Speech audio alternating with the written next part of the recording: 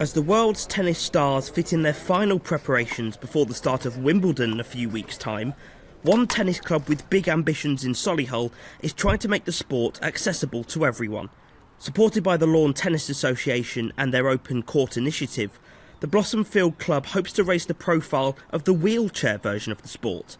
Alan Wigley is a wheelchair tennis player at the club and says the physical and mental rewards are invaluable. I was a fully abled tennis player prior to an accident only 3 years ago, and I've recently taken up wheelchair tennis. I think it's mentally, physically, socially rewarding, but it's also ageless.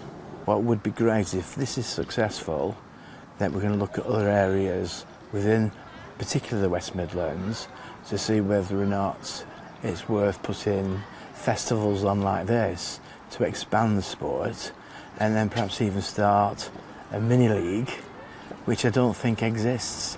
On Sunday, Blossomfield hosted their first wheelchair tennis festival with former Paralympian and British #1 Kay Forshaw in attendance.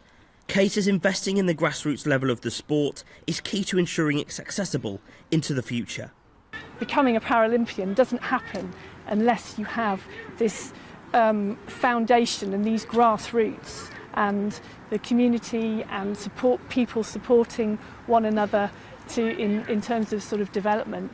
When I was playing, the lottery funding was happening for me, which was incredibly helpful and motivating, because you are getting supported to train professionally. But what are the differences in skill needed to play in a chair? Claire Williamson is the head coach at Blossomfield. It's that initial thing of getting used to a chair that is quite responsive. So you get them into a chair very early on and get them moving around the court and maybe around some cones, and then getting the racket in the hand and just trying to get that sort of hand-eye coordination. I think the younger they are, the better. And it's such a great sport for just getting people together. After being taught through the basics and how to control the chair, it was my turn. Events like this are all about getting the community involved and letting everyone have a go. Not bad.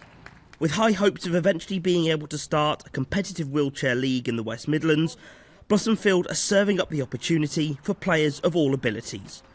Carson, GB News, Solihull.